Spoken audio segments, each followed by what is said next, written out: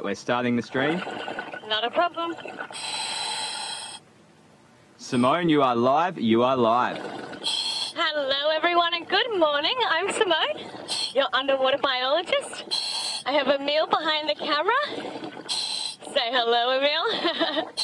And I also have Pat on the surface today. Today I am diving Devil's Grotto, and we're actually in a relatively sandy area of the Grand Cayman Islands. I'm going to be looking for some sand-dwelling animals today, including garden eels, sea cucumbers, and maybe a stingray or two. Also, happy World Environment Day! Today is a very important and special day for the environment as we celebrate all aspects, including the marine. Now today, guys, I'm going to be searching through the underwater world for anything that you want to see. So don't forget to hashtag diveLIVE on Twitter, chat to us on our diveLIVE Facebook page, or even on the YouTube page.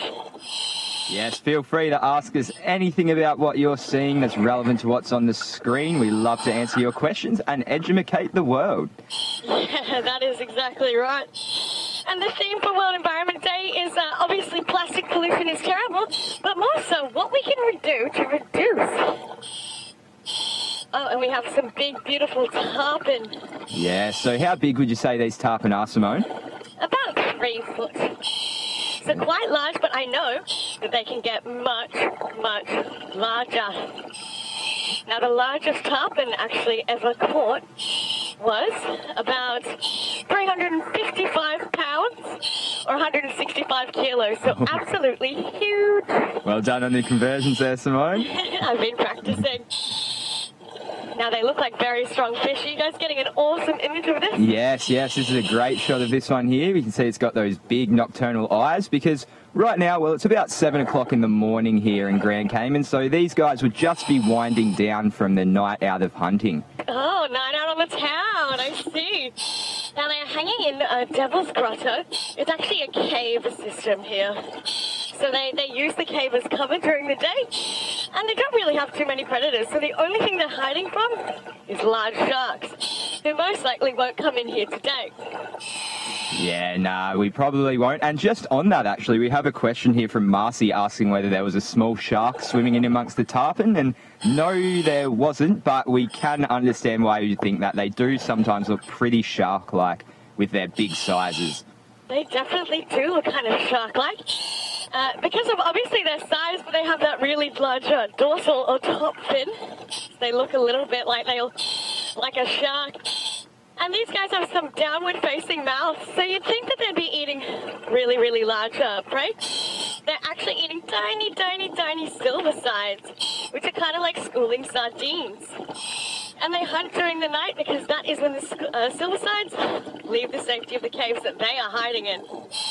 Yeah, so there's all different types of activity on this reef depending on the time of day. You know, in the afternoon, a lot of species tend to spawn. As Simone said, a lot of smaller species come out at night, which provides opportunity for the tarpon to feed.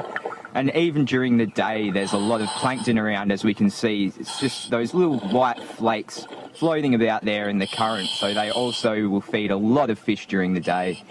Yeah, and we've got quite a few tarpon actually out of the cave, which is not the most common thing to see, so I do believe that they are returning from the hunt.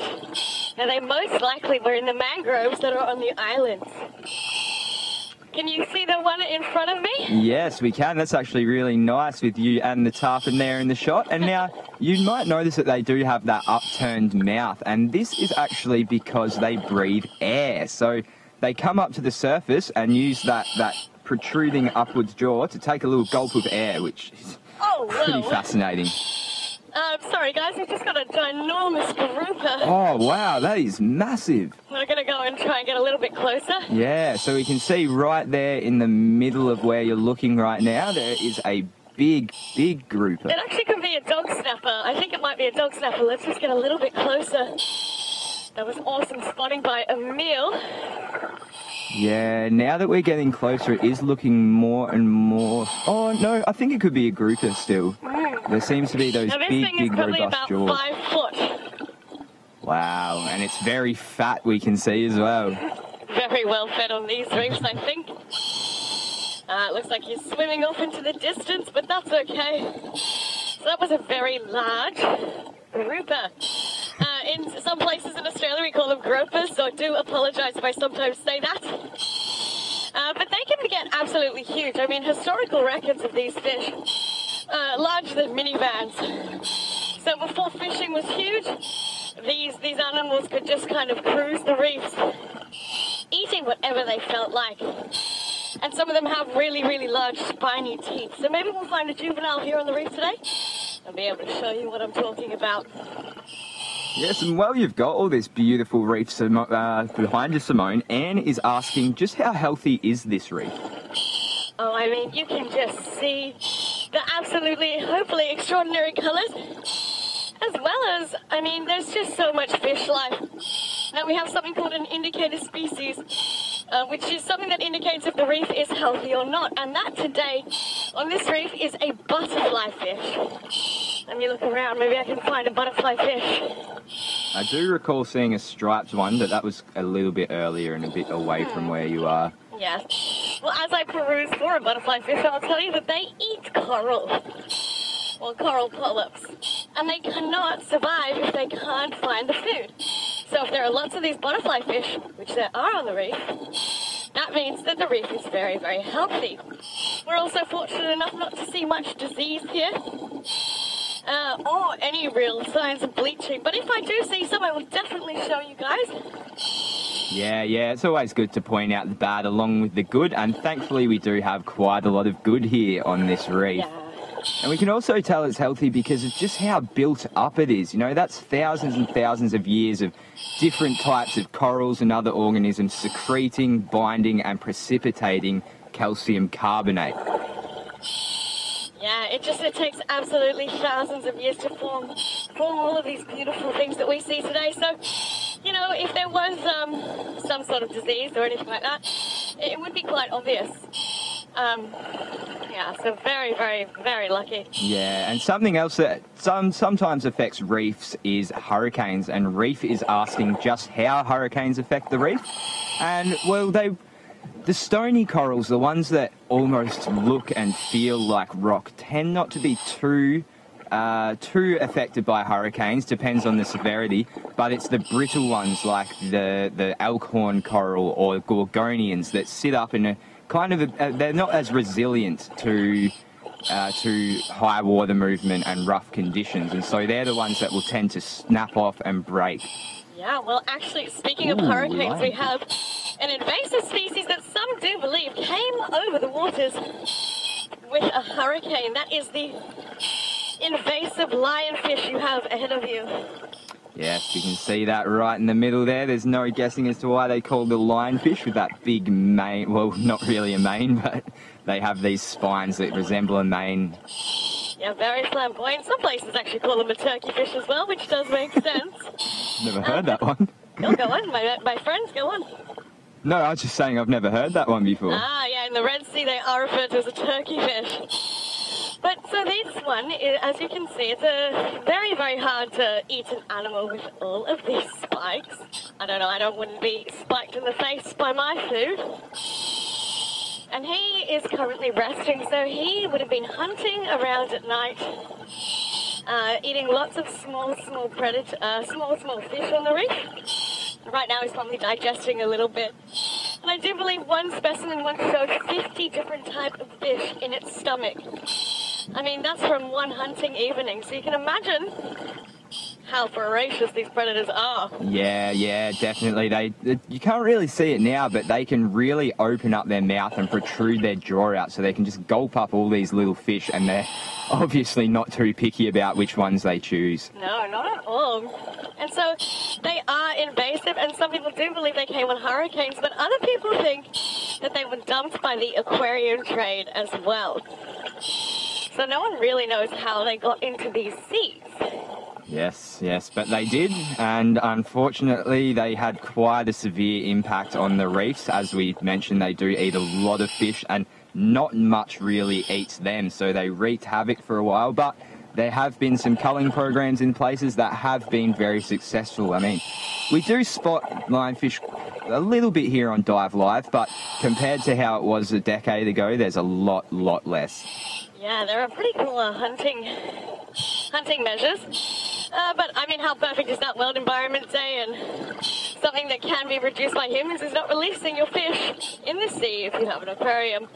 It's just little things like that that you can really make a difference. These lionfish also do not obviously have any predators here, except for humans. Now, humans sometimes come and remove them, so that is quite good. But Pat, I think you were telling me about some fish that are learning how to eat these. Yes. So a lot of, I believe, eels here on the reef are starting to learn that if they eat from the front, that they can actually digest the lionfish, which is great. And just on that, also, we have a question here from Anne about humans and lionfish, and asking if they're eaten to entice people to cull them, and they definitely do. So the meat is quite tasty and is a bit of a delicacy around here. And additionally, they can also chop off the fins and use them for jewellery. So at least the whole carcass is being used and it's not being just put to waste. Yeah, and we are, sorry, I have heard that they do make delicious tacos. And there is venom in those spines that we can see on screen, but not in the actual flesh. So it does mean we can actually utilize this animal, and it's not wasteful as an invasive. Maybe we should leave him alone. I'll let him go to sleep now. Now what we'll do is we'll head back into the sandier bits, because I am on the hunt for a sea cucumber and maybe some eels as well. So we'll rise up off the bottom.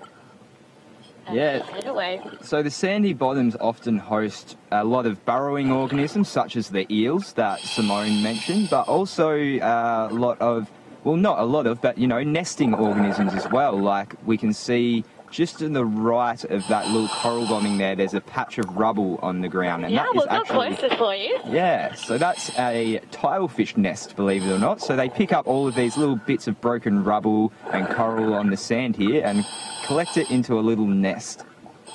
Yeah, some people just think that fish throw their sperm and eggs into the water. They don't. They do have quite a diverse and quite important mating rituals. And this guy would have been stealing some pieces from other tilefish nests to create his own, as well as picking up rubble from all around the reef. So this is the tilefish nest that we see. And that's tile with a T.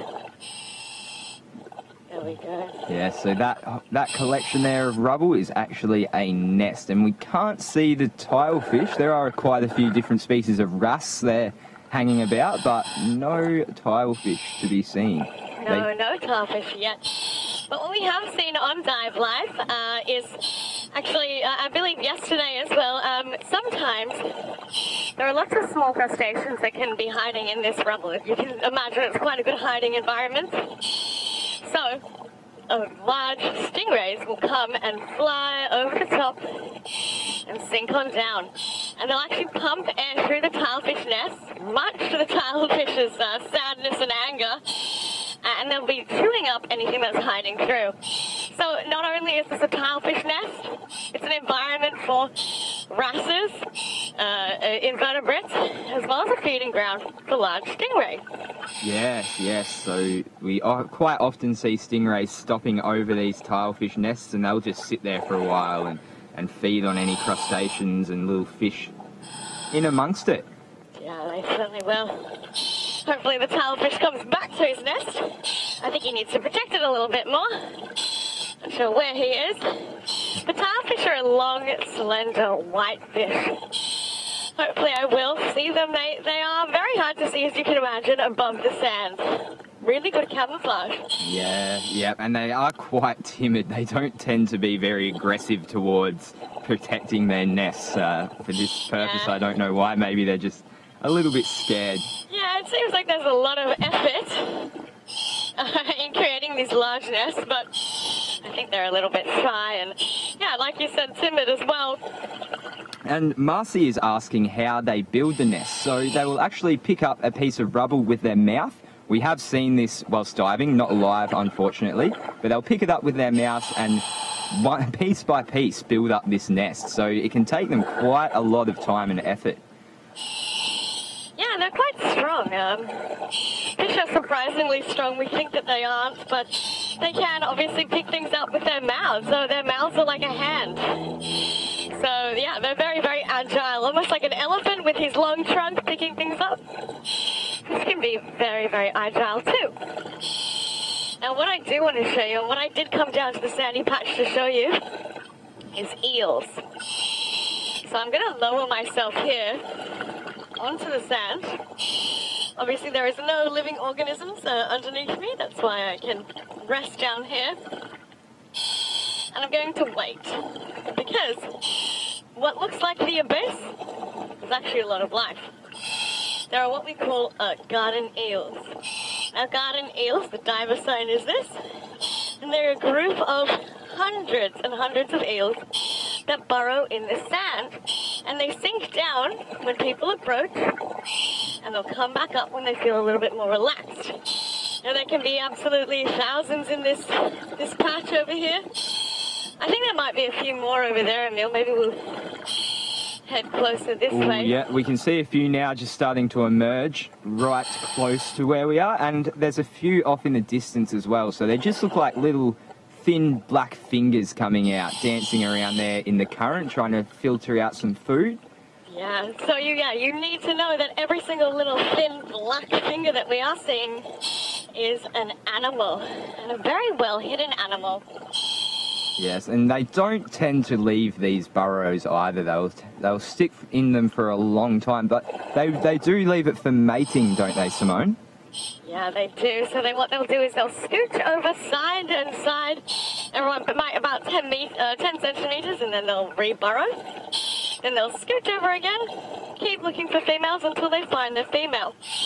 And when they do find their female, they'll wrap around the female like this, and then they'll mate. But I will go a little bit deeper into the sand because there are quite a few more over there, and I think they might be a little bit more relaxed with our presence. So me and Emil will come forward, and I'll reiterate, these are garden eels. I believe they are the giraffe species of garden eel. And what they'll be doing is looking into the water column, trying to pick out food.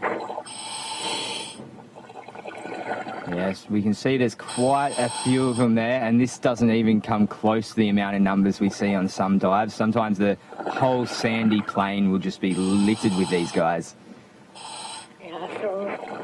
And this is why we're sinking really low to the sand, so we don't want to frighten them. All right, let's base ourselves here and just wait. Now, if you guys have any questions, that's I was just about to read one out here, Simone, just on the eels. So Aaron wants to know, what's something that most people don't know about eels? Well, I can think of one, and that is that they actually don't have scales. So this gives them a really nice maneuverable body, so they can move back and forth. Well, the second thing is that they can also swim backwards. So this is why they're perfect for sitting in these burrows and coming up and down. They don't have scales to catch on anything, and they can move backwards. What about you, Simone? Any other interesting facts on the eels that people might not know? That they're not scary. That they're very nice. So eels sometimes look very scary because they sit with their mouth open and their teeth on display. It's not territorial at all. They're just pushing water into their gills because they are still a fish and not a snake. So yeah, they're not very aggressive animals. They're actually, quite quiet and timid. They like to sit in their, hidden away. They're very, very nice. So don't be afraid. They just make very good photography subjects. Yes, that's right. Simone, Noelle is asking for an air check. Oh, thank you, Noelle, my dive buddy. So I am at 14.5 meters, and I have 150 bar. And I think I've been with you guys for about 15 minutes or so. So I've still got a long time with you. You're stuck with me down here for a while. I don't think we mind that. And now this mutton snapper I've just noticed, has just been sitting there for probably about, this whole garden eel bin.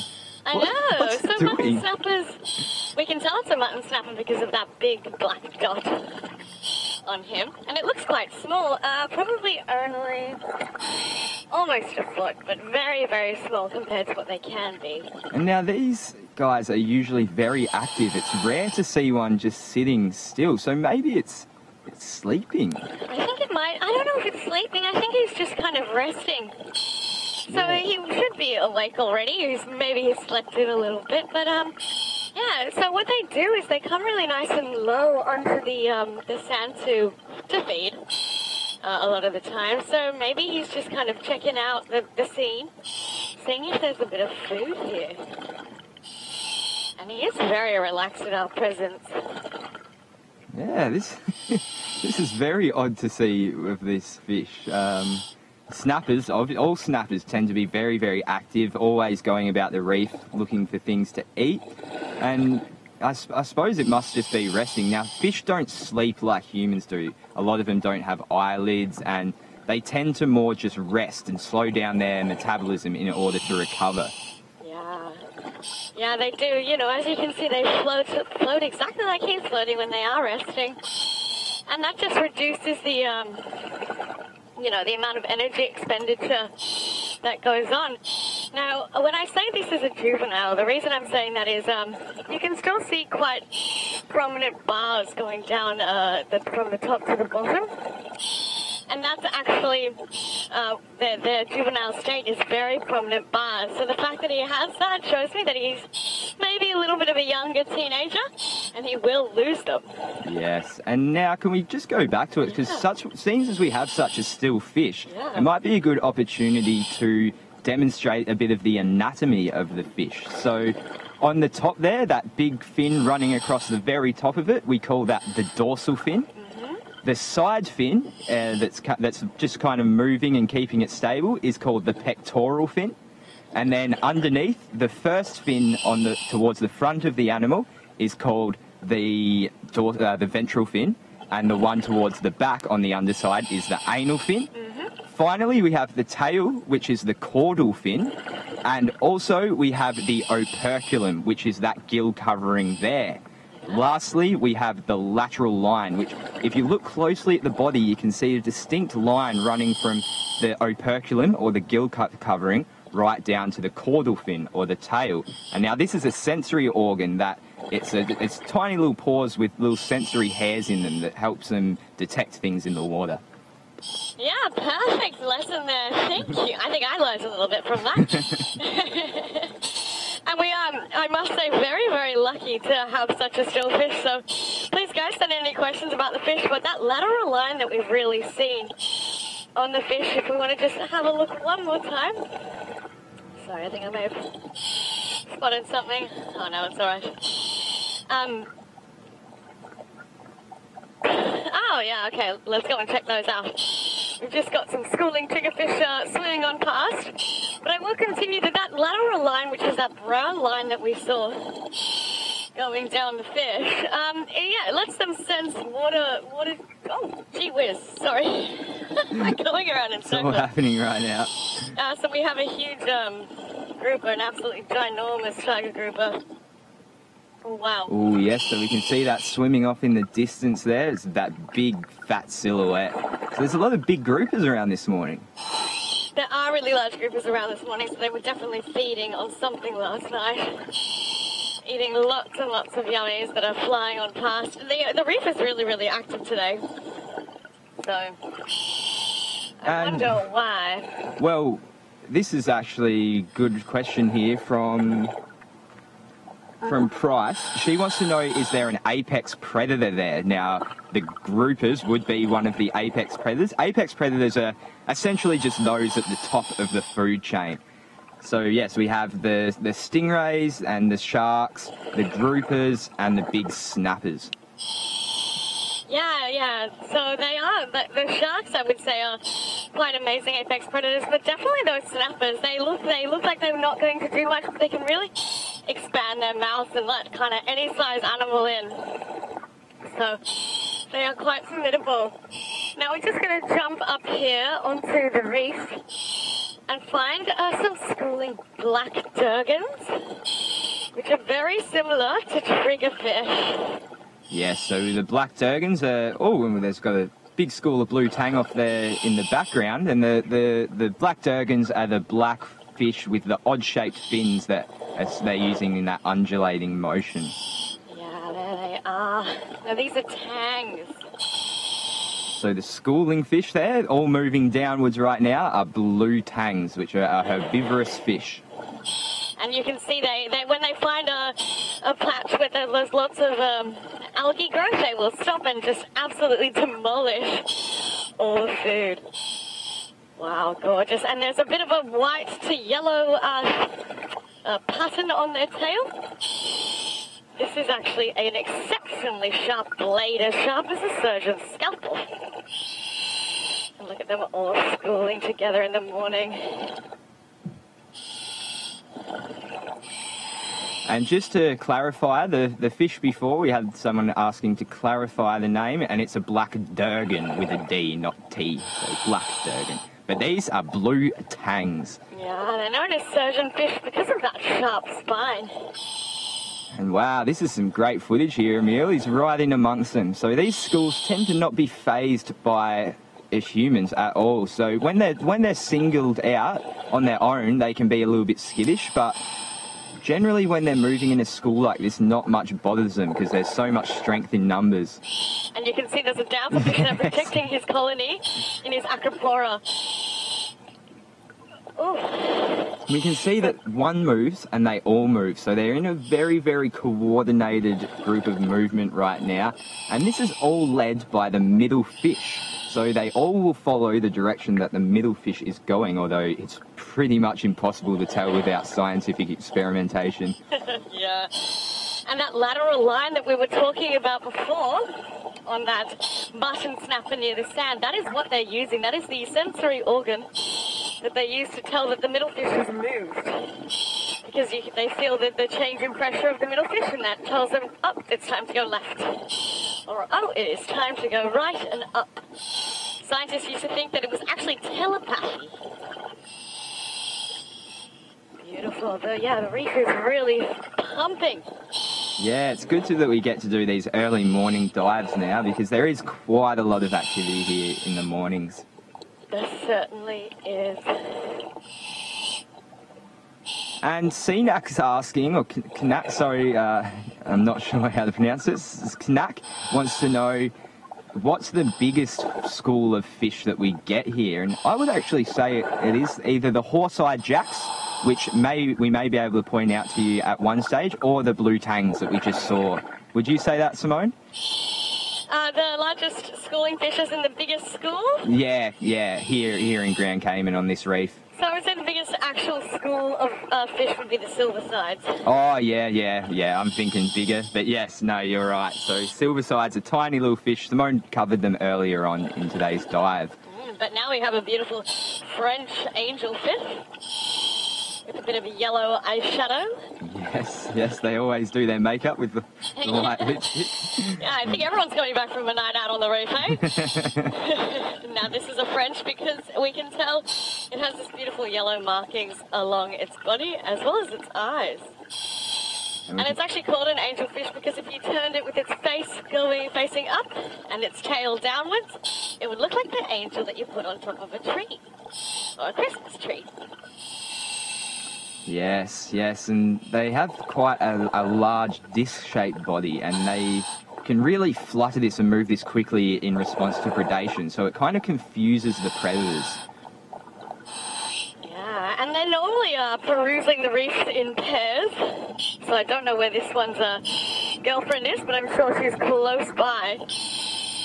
And they can actually mate for... Oh, sorry, there's a bit of a current here, let me move. They can actually mate for an exceptionally long time. They always stay together. And they live for about 27, 28 years, so pretty amazing. Long life for a fish. So we'll just go over the ridge there while I sort out some cables. Just while we're on the angelfish, Sanak wants to ask, how many species of angelfish do we get here on the reef? So we get the queen angelfish, which is very bright blue and has awesome colours, bright blues and bright yellows. We have the French angelfish, which we just saw. The rock beauty, which is black and yellow. There was one just off in the distance there. It might come back on. Yeah, there we go. The rock beauty there, which is that black and yellow one. Oh, in amongst that French angelfish. So we're only missing one of the common angelfish now. Yeah, there are loads and loads of angelfish on the reef. And as you can see, he might be stopping for a feed. He's actually eating some sponges that are on the reef. Yes, they're one of the few species that can tolerate the toxins and glass structure of sponges. I do hope its mate comes back. Because there's actually studies that have watched, French angelfish as well as grey angelfish. They get separated, and when they reunite, they actually dance around each other, almost in excitement and glee that they are reunited. Yes, quite beautiful, some of the relationships down here in the ocean. Yeah, I mean, a lot of people think there is no monogamy in nature. There certainly is, and mostly in fish, actually. So very, very cool. Now we're coming to the reef crest, or the top of the reef. Yes, and we can see quite a few little... Are they striped wrasse or gobies there, Simone? The ones with the yellow stripe. So it looks like a juvenile yellowhead wrasse, but I think on the screen we have a Christmas tree worm. Yes, we most certainly do. So those red, swirly structures coming out of that rock there. Now, this is one single Christmas tree worm. It looks like two, but is actually just one organism. So there he goes. It's just retracted into its shell. And you can see, actually, this is good. If we can just stay on that for a second. Oh, my gosh. Oh, wow. Huge hogfish. Hogfish. All right, let me get out of the way here. This is a terminal male. Yes, it is. So this is a dominant male hogfish, guys. Now, hogfish are wrasse. They are the largest species of wrasse here in Grand Cayman. And they do, like other wrasse, change throughout their life cycle from female to male to dominant male. And this is a dominant male, and we say it's in its terminal phase. Yeah, and you can see it has these three long trailing spines, and it actually flares in mating dances and to kind of show people that it is its territory. And it's called a hogfish because most of the time it's actually on the sand, sifting through the sand like a pig searching for truffles. But now he's on the reef having a munch here and there. Yeah, and if you noticed when we first saw it, it opened its mouth a little bit and it had a very big, it was almost a shovel-shaped jaw. So that's very effective in picking up a lot of sand. And then they'll essentially just tip that sand back through their gills. The sand will filter out and any food will go into their tummy. Yeah, and he has these huge lips as well. And he's actually very vibrant colours. What colour are you seeing? The colours of the face when it turns? Maybe he'll turn for us again. He has these really distinct patterns and markings. Yes, it looks like he turned there for us. Ah, thank you. He looks like he's just having his morning breakfast. Yes, picking in and around. This is the first time I've actually seen them feeding on actual reef structure. So, as I said, they usually sift through the sand, but it's strange to see them actually picking stuff off the reef. I didn't actually know that they did that as a method of feeding. Yeah, no, neither did I, but I feel like it's mostly the larger males that we do see on the reef. So maybe that's just their favourite preferred form of feeding. There's probably much more nutrients to be had here than on the sand. So we'll continue on with this hogfish. Yes. Please, guys, send in some questions using that diveLIVE hashtag. And whilst he's eating, he might actually also want to go and get cleaned. Yes, it actually looks like he might be doing that now. Yeah, so we'll hang back. There are loads of these tiny... These are either juvenile yellowhead wrasse and loads of just different wrasse swimming around him for a possible clean. So, when you like to wake up and have a morning shower, that's what he's searching to do now. Now, Kanak is asking whether there's fish on the reef that change colour, and you're actually looking at one right now. So, as I said with this hogfish, they change throughout their life cycle, and this is it's a slower process, so they do change colour and shape over time. Oh, not so much shape, but more colour in the hogfish. But colour change isn't always slow, like in the hogfish. In some fish, they can change it almost instantly, such as the tilefish, or filefish, which can change from very white spots to black spots to a solid yellow colour. So, yeah, depending on the reasons and the mechanisms of colour change, that can be very slow or very quickly, but it is very common here on the reefs.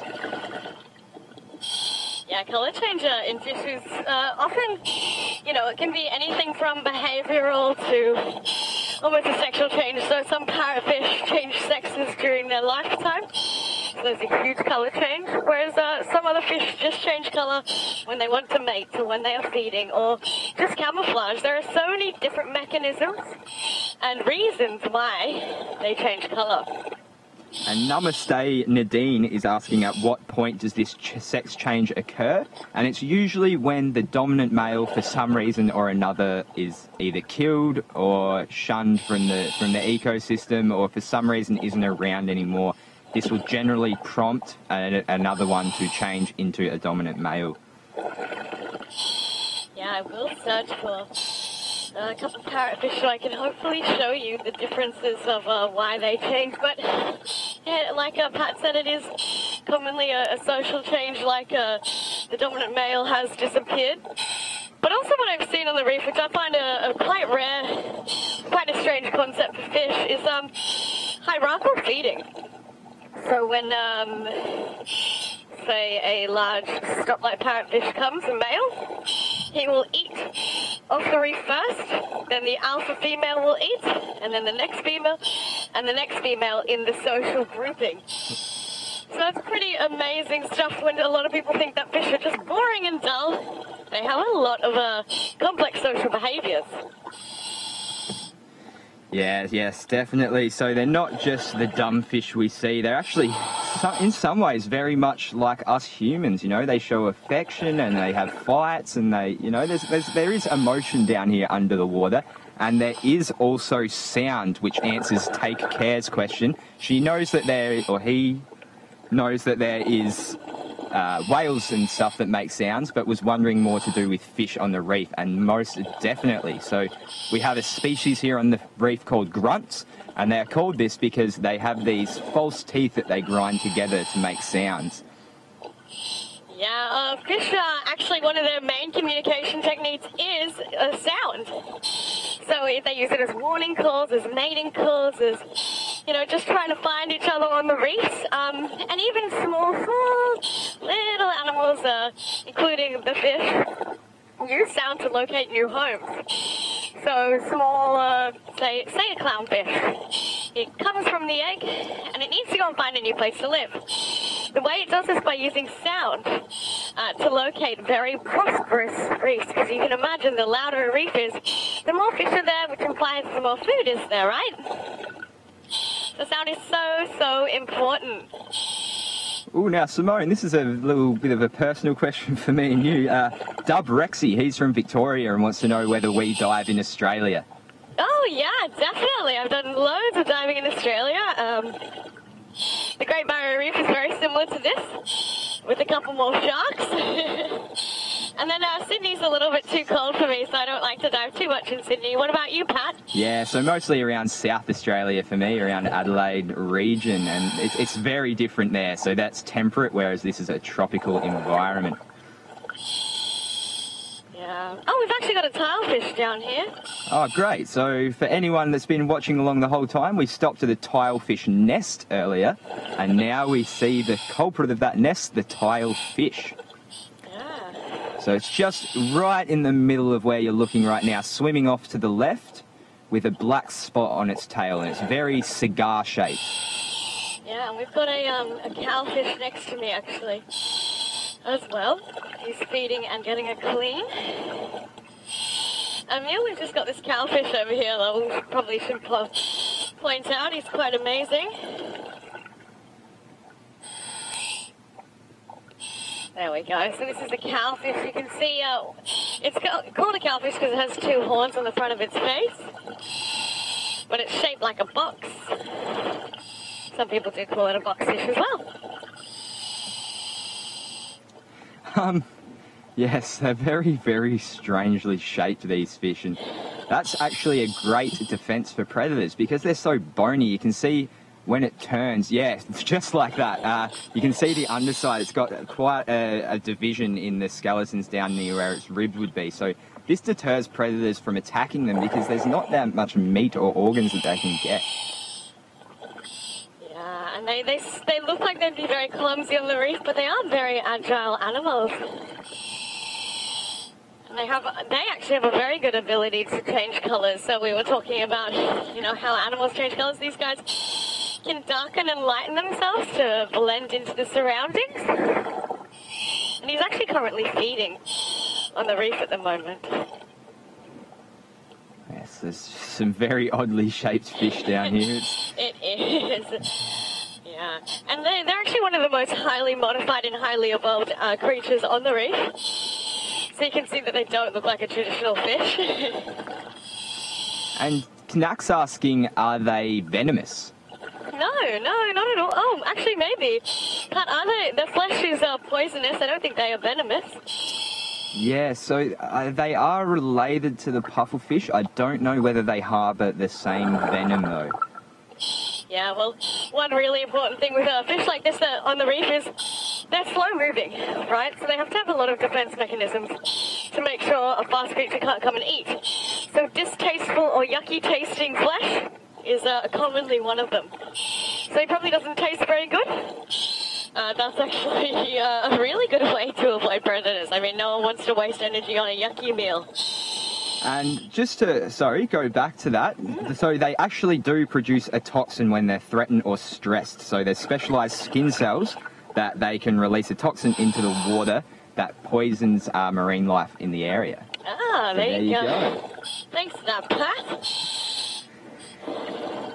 And we have a question asking, what are those pretty little blue fish called from Marquet?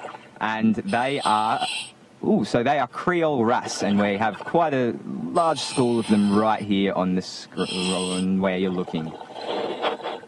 Yeah, Creole wrasse have been really flamboyant and out and about today because there is so much plankton in the waters here, so they've been schooling and having lots of food on the reef.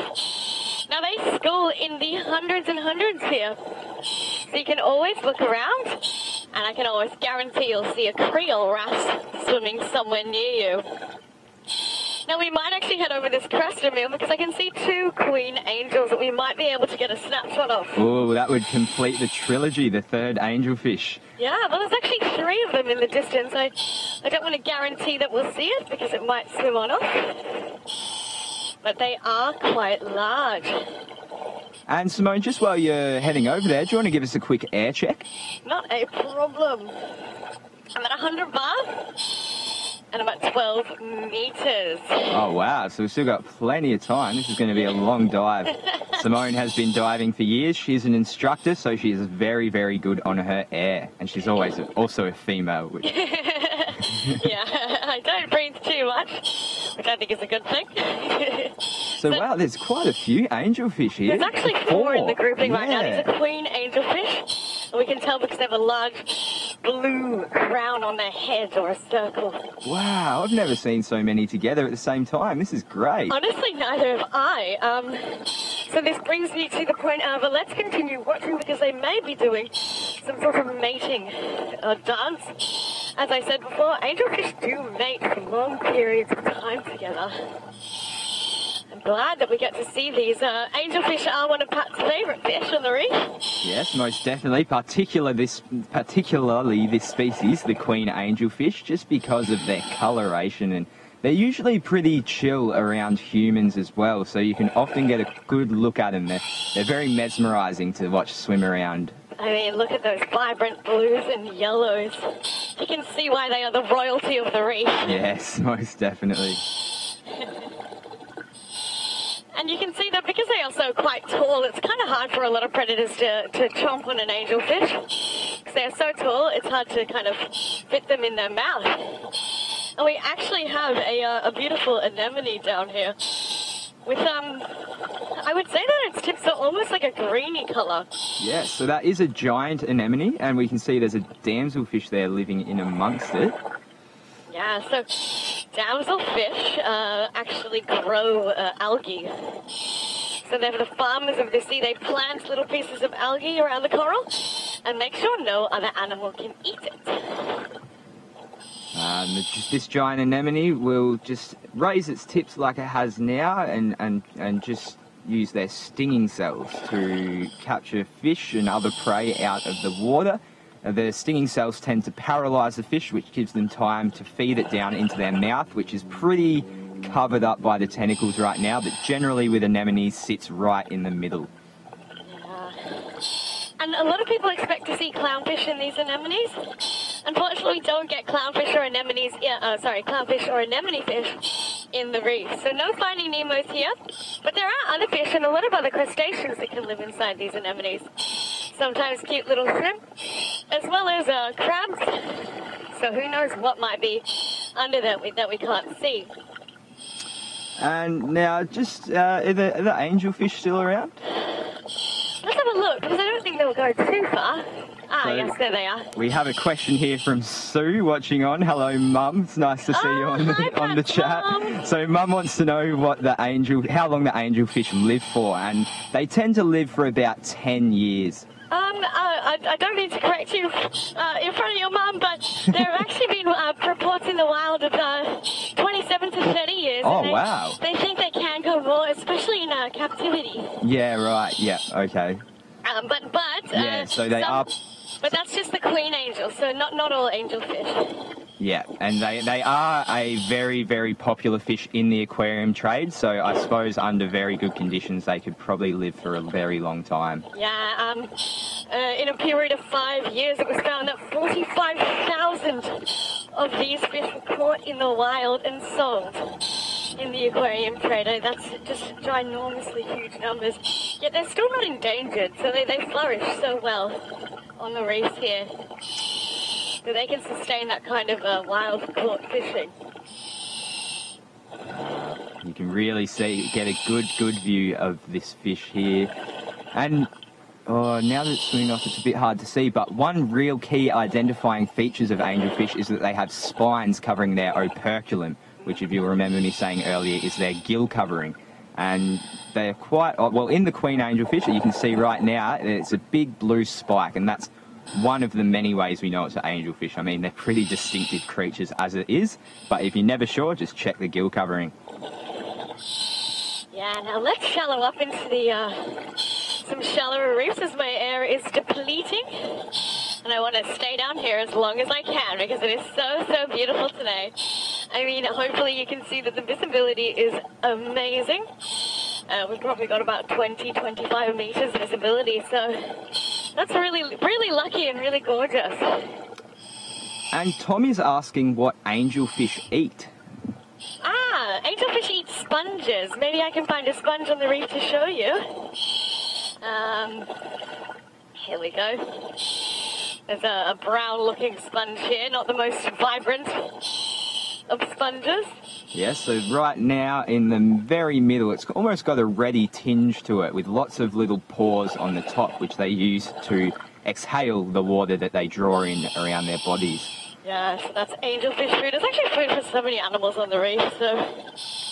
Yeah, and there are so many sponges on this reef itself.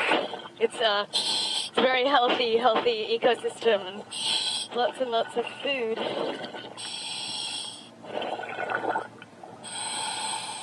Now we'll come up shallower, and also the reason I want to come up shallower is more light can penetrate in shallow waters, which means a lot more colours and vibrancy. There's a purple phase sponge on the screen for you. Yes, that's a very pretty sponge there.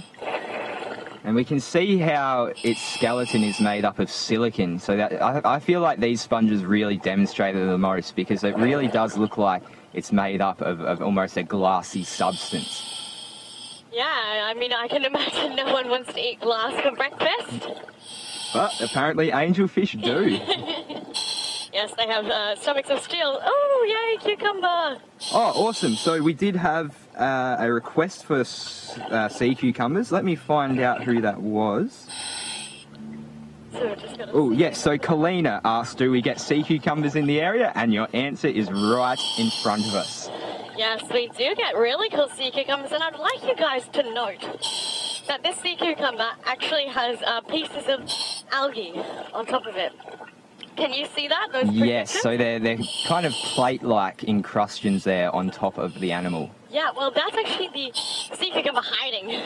So it's trying to camouflage by hiding little pieces of algae and coral on top of it. They also can get sunburnt as well, so sometimes they use this hiding mechanism to reduce any sunburn they can get. But I know it looks like a lump of nothing. It actually is a very, very diverse animal that can walk and move, breathe and eat. So he's really cool, and he's very slowly moving now. Probably a snail's pace. He's moving his head, which is the side that's closer to me. He's moving it from right to left a little bit. Yes, yes. And it's very strange to know that these are echinoderms, meaning that they're related to sea stars and sea urchins. Now, you wouldn't think by looking at it, but the 5 things that make up the arms of a sea star have actually been modified into the body shape here of this sea cucumber. Yeah, so instead of having these 5 arms, they actually have 5 muscles running down it, so they can pump water through the actual organism. And a strange little quirky thing about these animals is sometimes a fish known as a pearlfish can live inside the actual cucumber. So the pearlfish will swim up the cucumber's anus and live inside during the day.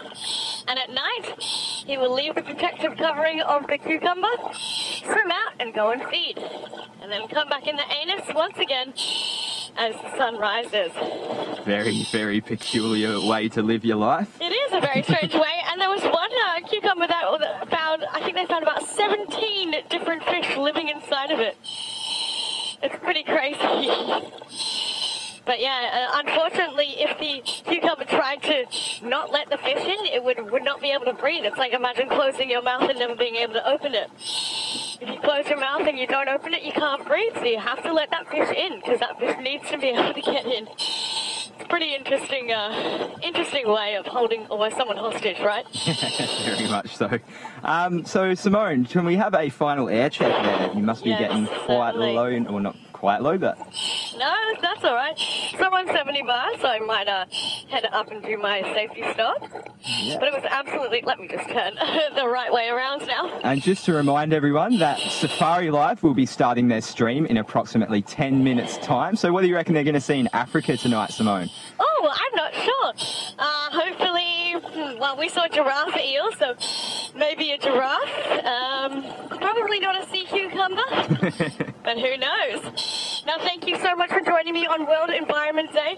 I had an absolutely amazing time showing you the underwater world. Thank you to Emil behind the camera and Pat on the surface as well. And don't forget to join us after Safari Live at 11 o'clock at Grand Cayman time. See you next time.